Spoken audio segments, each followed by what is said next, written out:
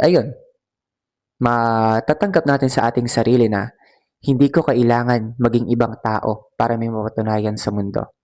As long as, as long as na ginagawa ko yung best ko para may mapatunayan sa sarili ko, ay, ayun, kaya kong magtagumpay. Hi, ako si Niel at samahan niyo ako sa kabilang bahagi ng sarili kong mundo. Ito ang Sana Gets Niyo Ako. At ayun nga, Sana Gets Niyo Ako is a series or a part of my world kung saan susubukan kong magtackle ng mga bagay-bagay na napagdaanan, pinagdadaanan, or somehow na nakaka-relate ako sa pinagdadaanan ng ibang tao. At ayun nga, ito ang unang episode ng ating podcast. And finally, nabuo na yung loob ko na simulan siya kasi sobrang tagal ko nang gustong mag-podcast and ngayon ako nagkaroon ng lakas ng loob na maggawa ng sarili kong podcast. And ayun nga, hindi kasi ako sanay na magsalita ng walang binabasa. Kasi usually kapag ka nag-upload ako ng videos, alam niyo yan, hindi niyo nakikitang may binabasa ako kasi may teleprompter ako sa cellphone. And ayun, kung magsusulat ako, and then ililipat ko sa cellphone, and then ipa-flash ko dyan sa screen para may binabasa ako. And para hindi halata na may binabasa ako.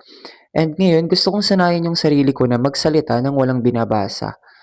At alam ko na karamihan sa mga manunulat ay hindi sanay na magsalita ng walang binabasa. Ako personally, ganun ako eh. Like, hindi ko kayang magsalita ng walang script, ng walang sinusundan. Kasi yung kapag ka writer ka, lahat nung ideas and anything is like gulo-gulo siya sa utak nyo, kaya ang hirap i-process. Kaya kailangan talaga maisulat mo muna siya para maayos mo yung pagkakalatag, pagkakasunod-sunod ng ideas, ng thought process, ganyan. At ayun nga, di ba? Hindi ko na naman alam sasabihin ko kasi nga sobrang gulo ng isip ko. Hindi ko kayang magsalita ng tuloy-tuloy. At ayun nga, this is the first episode at ayun, sobrang haba ng intro natin, ang haba ng paliwanag. So, ayun nga. So, itatry ko lang kung kaya ko bang magtakal ng topic ng walang script, ng walang research. I mean, based on my experience lang to, so totally hindi talaga ako nag-research.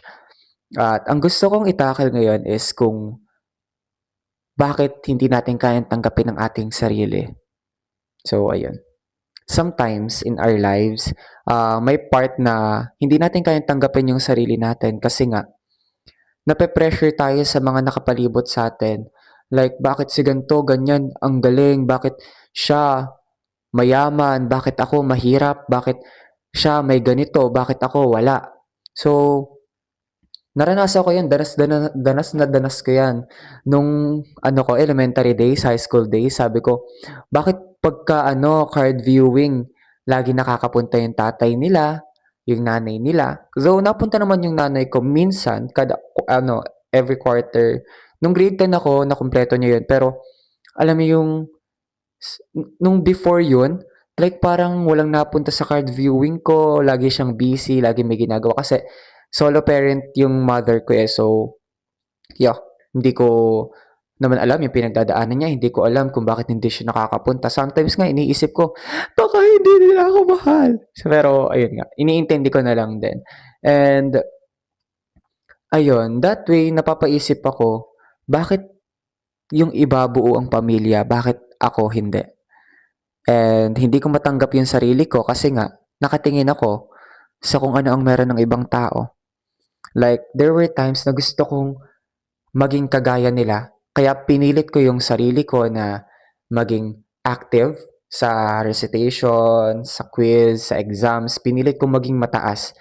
And para may mapatunayan sa parents ko, para kapag may time na pumunta sila sa card viewing, oh ayan, ang taas naman ng grade mo, wow, ang taas, wow, sumakses ka eh. Pero hindi eh. Like, na-drain ako, naubos ako. Kaya nitong senior high, grade 12 yon. Ay, grade 12, like third, fourth quarter. Ganito kasi yung story nan. first quarter with honors ako. Like batak na batak akong mag-aral. And I never heard a congratulations from my father and from my mother. Pero naka-attend yung mother ko no'n ng card viewing. Hindi ako nakarinig ng congrats, ganyan. Like second quarter na ulit-ulit, and then nung third quarter, parang nawalan na ako ng gana na na i-reach yung bagay na kumbaga nung third quarter, hindi ko na pinilit yung sarili kong maging ibang tao. Like parang tinanggap ko na sa sarili ko na, ay, kung ano lang yung kaya kong gawin, yun lang yung kaya kong gawin. Hindi ko kailangang may mapatunayan sa iba. Yun. And nung third quarter, bumaba yung grades ko from 93 ata, naging 91 or 92. Basta bumaba siya eh. Basta first quarter kasi 93, second 93 din. Tapos third parang naging 91, 92, something ganyan. And then hanggang sa nag-fourth quarter, mababa pa rin ako. And hindi naman sa nawalan ako ng ganang mag-aral. Kumbaga, kasi nape-pressure ako sa pag-aaral kahit hindi naman dapat. Like, hindi naman sinasabi sa akin ng magulang ko na, yan, kailangan mo maging mataas. Ako lang yung nagpo-push na kailangan kong maging with honors, with high honors, para may mapatunayan sa kanila na hindi ako patapon, na may kaya rin akong patunayan, may kaya akong ibigay sa pamamagitan ng pag-aaral. Pero, ayun nga, nawalan ako ng gana kasi hindi ako nakatanggap ng congratulations.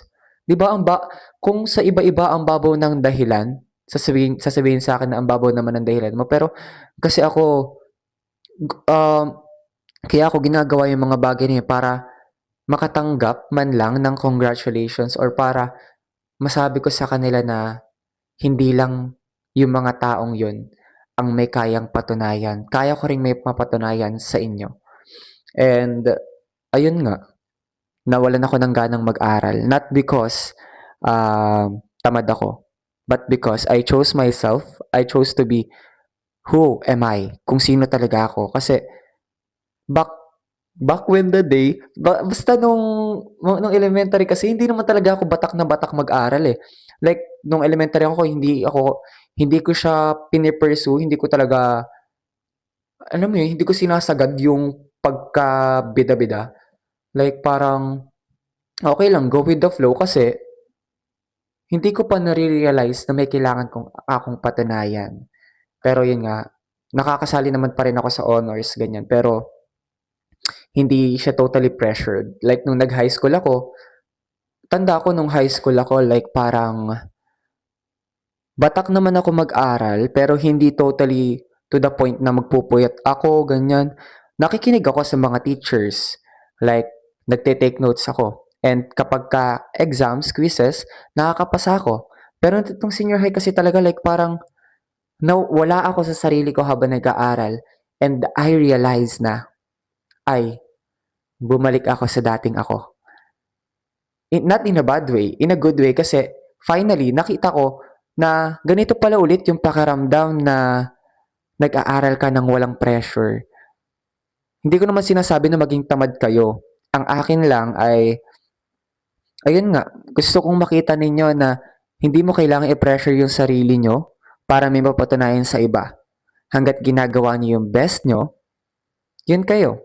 Yun ang tunay na kayo. Kasi, hindi ikaw yan kung tawag dito, kung nabubuhay ka sa ibang pagkatao. And kaya minsan, hindi natin matanggap ang ating sarili kasi nabubuhay tayo sa ibang pagkatao. At ayun, this is a reminder na minsan, kailangan mo lang tanggapin sa sarili mo na may kaya kang gawin, pero hindi mo kailangan pilitin ang sarili mo para gawin ang isang bagay na lalong uubos sa'yo. Kasi, ganoon naman talaga, di ba? Kapag mas pinipilit natin ang isang bagay, doon tayo nagkakamali. Pero kapag ginagawa natin ang isang bagay ng may pagmamahal at hindi nagmamadali, o hindi iniisip ang sasabihin ng iba, ang iniisip lang natin ay kung magbe-benefit ba tayo dito or may matututunan ba tayo dito. And ayun, Matatanggap natin sa ating sarili na hindi ko kailangan maging ibang tao para may mapatunayan sa mundo. As long as, as long as na ginagawa ko yung best ko para may mapatunayan sa sarili ko, ay, ayun, kaya kong magtagumpay. And, ayun nga, gaya nga nung sinabi ko, nung time na hindi ko pinressure yung sarili ko, fourth quarter, nakapasok pa rin ako sa honors, with honors pa din ako. And, the fun thing, ang nakakatawang part is, hindi ako pressured mag-aral nun.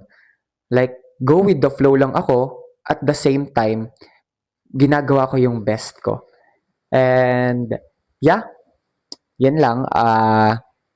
Huwag mong piliin mabuhay sa katauhan ng iba. Piliin mo ang sarili mo dahil ikay kakaiba. Yan lang. Paalam.